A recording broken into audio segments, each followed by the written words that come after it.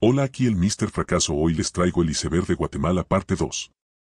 Para quien no lo sepa, un iceberg es una forma de contar historia, curiosidades y teorías que conforme más se desciende en el iceberg más turbios se tornan. Nivel 2. La chalana. Los invasores. La usurpación de tierras en el territorio guatemalteco es un problema que poco a poco va haciéndose mayor y sin una solución aparente por parte de las autoridades debido a distintos factores legales, al igual que el ineficaz sistema legal en Guatemala.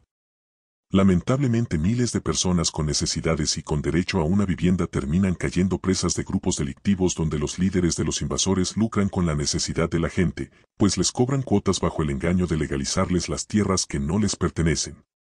Muchas veces estos grupos utilizan esas tierras para fines ilícitos como robos a la propiedad privada, tala de maderas preciosas y narcotráfico. La rancherita. El día 21 de enero de 2019, en un bus de la Ruta 32, Mirna Elizabeth Juárez Argueta, llamada La Rancherite, una joven de 32 años, planeaba acabar con la vida del piloto del bus y de los pasajeros para infundir el miedo usando una especie de granada hechiza. Para su mala suerte, el piloto del bus lograría patear el artefacto haciendo que ésta sufriera directamente la explosión. Afortunadamente no hubo víctimas fatales. La rancherite sobrevivió a la explosión, pero el daño era tan fatal que perdió ambos brazos. Fue condenada a 50 años de prisión, donde en su estado actual no podrá hacerle daño a nadie más. No se ha esclarecido del todo si estaba involucrada en pandillas. El Federico Mora. Considerado como uno de los más brutales y peligrosos centros de salud mental en América, según activistas de la salud y por el equipo de investigación del canal británico BBC. Siendo un centro de cuidados psiquiátricos, este cuenta con unos de los tratos más infrahumanos y horribles posibles. Se ha logrado confirmar que no se cuenta con suficientes enfermeros y encargados para cuidar a los más de 340 pacientes, los cuales sufren de abusos físicos y sexuales. Los directivos justifican aduciendo que es un lugar grande donde todo puede suceder. No se cuenta con higiene, no se cuenta con los cuidados necesarios ni con las medicinas adecuadas. Lamentablemente, la corrupción y la falta de interés del gobierno en mejorar la situación ha perpetuado a este como uno de los peores lugares del mundo. Incidente en el zoológico La Aurora, 1995. 30 de agosto de 1995, Ciudad de Guatemala. Paco René Casanga Ronquillo, de 32 años, se lanzó al recinto de los jaguares para quitarse la vida. Este individuo le habría quitado la vida de forma accidental a Dora Alejandra Monterroso Illescas, de 20 años. Quien murió a causa de un balazo. Este le habría escrito una carta dirigida al director de la Policía Nacional en la que reconocía la autoría de la muerte de la señorita. Casanga, arrepentido de lo que había hecho, se infligió daño a sí mismo y se lanzó a la jaula, de unos 5 metros de profundidad. Los 5 jaguares que se encontraban en la jaula lo atacaron al momento de caer. El ataque fue rápido pero completamente agónico. Socorristas llegaron al lugar para arrebatárselo de las fauces de las bestias. Tuvieron que auxiliarse con extinguidores hasta que lograron rescatar a Casanga y llevarlo al IGSS. Al final sus heridas fueron tan graves que no se logró salvarle la vida. Desconocía de este caso hasta que vi el iceberg de incidentes ocurridos en zoológicos del Canal 1L. Se los recomiendo, link del video en la descripción. Caso Miss Pac-Man. Este es uno de los casos de violencia machista más horribles que se haya visto en el país. Alejandra Iko Chap, quien internet de una manera morbosa e insensible la bautizó como Miss Pac-Man, aludiendo a la manera en cómo quedó el rostro y mandíbula de Alejandra Iko. Durante la noche del lunes 29 de octubre de 2018, una serie de ruidos extraños que parecían ser gemidos llamaron la atención de algunos residentes de la aldea La Isla del Norte, ubicada en San Miguel, Guatemala, donde al ingresar a su vivienda encontraron a Alejandra en un horrible estado, con sus manos cortadas y su rostro partido a la mitad por un machete. El autor de este horrible hecho fue su pareja, Mario Tura Ikel, quien la atacó con un machete en un arranque de celos. Lamentablemente, los últimos momentos de vida que tuvo Alejandra fueron agónicos, donde ni siquiera lograba hablar. Los vecinos, al no poder hacer nada para salvar la vida de Alejandra, se dedicaron a grabarla. Estos videos terminaron en redes sociales e internet para el morbo de muchos. Personalmente no recomiendo buscarlos por dignidad. La pérdida de Chiapas. La anexión de Chiapas, la cual se conmemora el 14 de septiembre, es un hecho histórico bastante complejo y polémico, donde al final Guatemala perdió gran parte de su territorio. Pero eso es una historia que Guatemala no quiere recordar. Hay varias versiones de los hechos. Con la abdicación de Agustín de Iturbide como emperador de México, los pobladores de Centroamérica aprovecharon la coyuntura para romper con el acuerdo de anexión.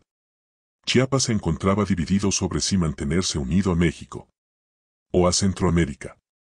En 1824, todavía con la incertidumbre política vigente, se llevó a cabo una consulta para decidir si se anexaban a México o a Centroamérica, o se mantenían independientes. El 12 de septiembre de ese año, se llevó a cabo la votación, cuyos resultados fueron 56% a favor de anexarse a México, 35% a favor de Guatemala, y 9% querían ser independientes. Guatemala reclamaba el territorio como suyo, lo cual nunca se llegó a concretar y se perdió de forma definitiva en 1882 por el presidente de Guatemala en ese entonces, Justo Rufino Barrios, quien deseaba reunificar toda Centroamérica a la fuerza, lo cual lograría con armas que le compraría a México y renunciando al territorio de Chiapas y del Soconusco para así evitar pelear en dos frentes. Al final no lograría su plan, lo cual lo hablaré más adelante en otra parte del iceberg. Solo quiero adelantar que el viejo que aparece en el billete de a 5 quetzales es una figura histórica a la que no deberíamos tener respeto. El asesinato de Frank Ramazzini. Frank Ramazzini fue un activista de los derechos humanos y comunicador social, quien durante años fue un crítico de los gobiernos de Guatemala denunciando actos de corrupción, y en 2015, durante las protestas para exigir la renuncia del expresidente Otto Pérez Molina y de la ex vicepresidenta Roxana Valdetti, integró un grupo llamado Los Encadenados. Junto a otras personas, el activista se sujetó la puerta del Palacio Nacional de la Cultura para que sus demandas fueran atendidas. Denunció haber recibido amenazas por investigaciones que realizaba en el sistema penitenciario, ante lo cual responsabilizó al presidente de la República, al ministro de Gobernación y al director del sistema penitenciario de lo que pudiera ocurrirle. Tristemente, el viernes 10 de julio de 2021, en horas de la noche fue asesinado mientras se encontraba en un restaurante en la zona 6 capitalina. En un ataque, protagonizado por varios sujetos armados con armamento de alto calibre. No se ha conocido de ningún tipo de diligencia, allanamiento u orden de captura para dar con los responsables del asesinato de Ramazzini y 3 personas más que se encontraban en las instalaciones. Solamente como evidencia se encuentran los casquillos, un vehículo abandonado y armas de grueso calibre que se habrían utilizado durante el ataque. Los mártires de la USAC. Hace años, cuando los estudiantes de la USAC aún peleaban por los derechos humanos y civiles de la población guatemalteca, perdieron la vida ante gobiernos represivos y corruptos, los cuales detestaban cualquier tipo de manifestación o crítica a ellos. Los conocidos mártires, quienes dieron su vida por una causa que consideraban justa. Entre agosto y septiembre de 1989, las fuerzas represivas del gobierno secuestraron a 10 líderes estudiantiles sancarlistas. 5 de ellos aparecieron asesinados con rasgos de tortura y el resto nunca apareció. Tras el asesinato de Oliverio Castañeda de León, secretario general de la AEU, el 20 de octubre de 1978, también fue desaparecido el 6 de noviembre de ese año Antonio Cianí García, quien tomó el lugar al frente de la AEU tras la muerte de Oliverio. Desde entonces la AEU ocultó la identidad de sus directivos y el secretariado fue sustituido por una coordinadora que facilitaba el anonimato. El octavo mes de 1989 se denominó Agosto Negro, debido a los hechos de violencia que iniciaron con el asesinato de Danilo Varillas, dirigente de Democracia Cristiana, y René Estanislao López, miembro de la juventud de ese partido. Ese mes estallaron 3 bombas, una frente a la rectoría de la USAC, otra en la sede de Brigadas de Paz, y la tercera en la sede del Grupo de Apoyo Mutuo, GAM, donde se encontraba refugiada la familia de Romualda Cami, miembro de esa asociación que había sido desaparecida el 16 de agosto. La USAC sufrió las consecuencias de ese Agosto Negro, con la muerte y desaparición de líderes universitarios. En diciembre de ese mismo año, otro miembro de la coordinadora de la AEU fue ejecutado. La granada de 4chan. El 25 de agosto de 2009 un usuario anónimo publicó encontrar entre las cosas de su difunto padre una granada. Su padre fue un militar. La publicación rápidamente atrajo a cientos de internautas, los cuales mostraban su emoción por el objeto. Otros seguían sin creer que fuera real. Esto ocasionó que el usuario siguiera tomando distintas fotos, desde varios ángulos, para demostrar que era real.